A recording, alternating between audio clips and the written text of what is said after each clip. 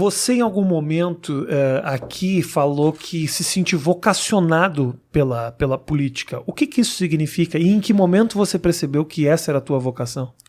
Assim, minha mãe, eu sou de uma família de servidores públicos, né? Meus pais são professores universitários aposentados pela Universidade Federal de Pelotas. Tem um irmão que é delegado da Polícia Federal, o outro é fiscal agropecuário do Ministério da Agricultura. Então o serviço público sempre teve na minha vida, né? E eu considero a política também como uma forma de serviço público. A diferença é que, ao contrário de um concurso, a gente faz o contrato com a contratação direta pelo dono, que é do Estado, pelo dono da coisa toda, que é o povo, e que nos contrata com prazo determinado. Então, eles foram admitidos pelo voto popular, aliás, ele pelos concursos públicos, e eu fui admitido pelo voto popular, servidor por 4 anos, como vereador, como prefeito, como governador. É o que me realiza, é isso que eu digo, né? Então eu gosto de política desde pequeno. Minha mãe era professora de ciências políticas na universidade, meu pai teve atuação na política, não é um político, mas teve atuação, foi secretário municipal de educação, chegou a concorrer a prefeito em 88, mas era assim quase que um... Porto Alegre? Em Pelotas. Em Pelotas. Tá. Quase que um candidato assim de análises políticas. O pessoal brincava com ele que vinha o candidato lá do MDB, vinha o candidato do antigo, né, que hoje é o PP, os progressistas, na época era o PDS, eles estavam se enfrentando ferrenhamente lá, e vinha depois outros candidatos, e vinha meu pai no final fazendo uma análise política, assim, né, fazer um comentário. Um comentário. Pra quem perdeu tudo, assiste só o meu comentário, exatamente. Você vai entender. E ele ficou em último lugar naquela eleição lá. Mas para mim uma referência, assim, meu pai é um professor de Direito da universidade, foi diretor das faculdades de Direito, tanto na Universidade Católica quanto na Universidade Federal, então esse ambiente em casa sempre teve muito debate político, sempre gostei dessa coisa toda.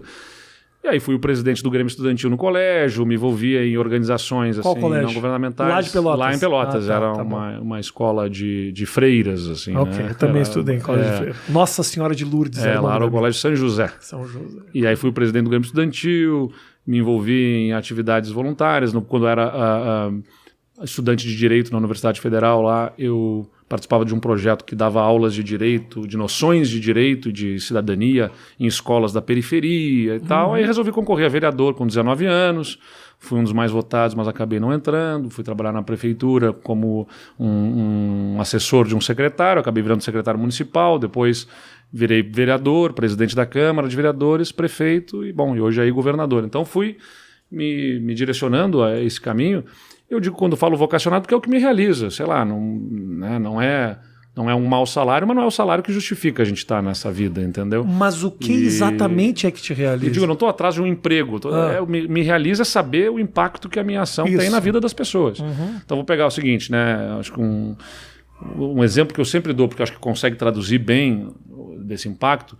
Eu era vereador em Pelotas, e aí me lembro que recebemos lá uma comitiva de mães e pais também, mas majoritariamente mães de crianças com autismo, desesperados por conta da falta de atendimento, de falta de atenção para os filhos delas.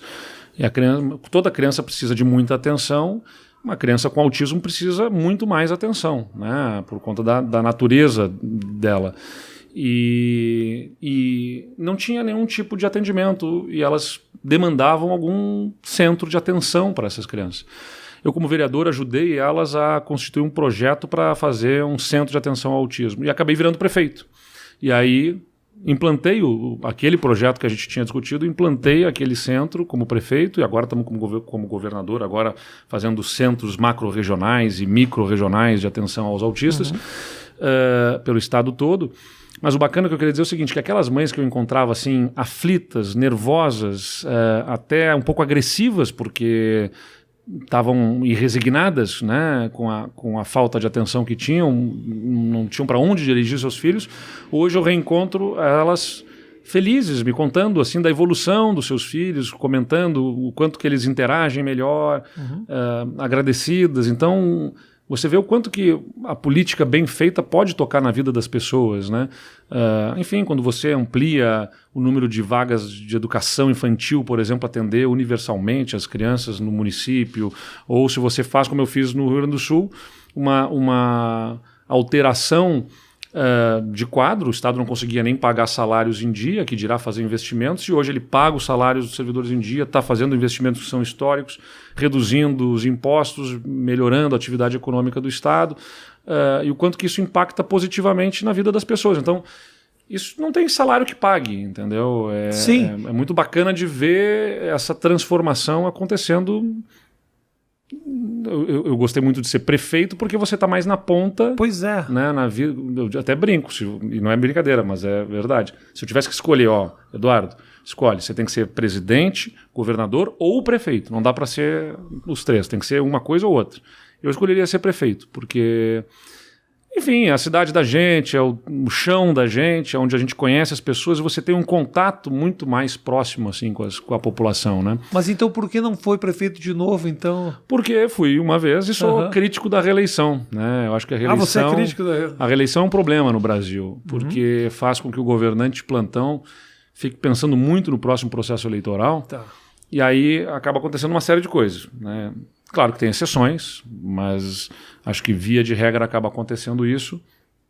Temas polêmicos, sensíveis, que deveriam ser abordados num mandato, acaba o prefeito empurra para frente que ele não quer brigar com determinados grupos por conta da reeleição dele, porque ele está pensando na reeleição. Mas ao mesmo tempo... Ele precisa do apoio político, então ele começa a distribuir cargos pensando na eleição mais do que no governo. Desculpa te interromper, mas ao mesmo tempo, se você só tem um mandato, talvez ele, no único mandato dele, ele esteja de campanha desde o primeiro dia também. Não, porque você quer deixar o legado, entendeu? Então você pensa muito mais no que você vai deixar de herança do que simplesmente ter o voto.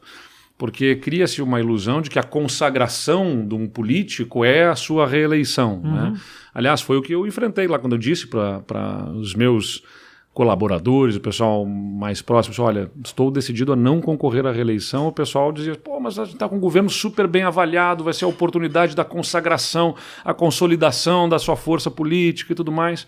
Eu digo, tá bem, mas eu não entendo o que é por aí, quero concluir meu mandato e vamos ajudar a fazer a sucessão. O projeto pode continuar, não precisa ser comigo, pode continuar com outra pessoa na liderança. E ajudei a minha vice-prefeita a ser eleita, ela é prefeita hoje de Pelotas, a primeira mulher a governar o município e a primeira mulher a ser prefeita de uma das grandes cidades do Rio Grande do Sul. Então, você passa o bastão, o projeto continua. E aí diziam, mas você vai ficar fora da vitrine e aí vai ficar difícil de se eleger depois na eleição seguinte. Eu também não tive medo disso. Fui morar no exterior, fui morar em Nova York, fui fazer um curso na Universidade de Colômbia, fiquei 6 meses estudando gestão pública lá. Quando voltei, fiquei morando em São Paulo aqui, mais 6 meses, porque eu tinha começado um mestrado em gestão pública na FGV, aqui em São Paulo. E então não estava preocupado em estar na vitrine ou não. E mesmo assim se criou as condições de eu ser candidato a governador e, fui eleito governador. Então essa coisa do tipo, precisa estar na vitrine. Agora mesmo que não ganhei as prévias, o pessoal começa a falar, tá, e aí, você vai concorrer à reeleição? Não vou concorrer à reeleição como governador porque já firmei esse compromisso de não concorrer.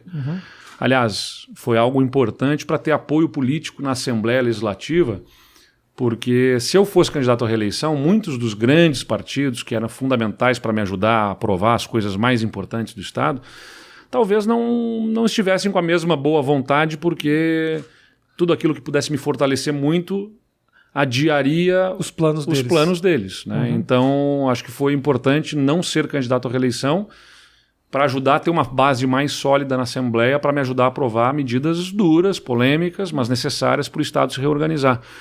Então, não sou candidato à reeleição. Aí o pessoal começa, então você vai concorrer aos senados? Não vou porque eu tenho que renunciar em abril, e aí renunciar não é uma coisa que eu acho que é correta, quero conduzir o nosso governo até o final. Tal. Mas aí você vai ficar 4 anos fora da vitrine? Eu digo, não tem preocupação. Ficarei, não tem problema com isso.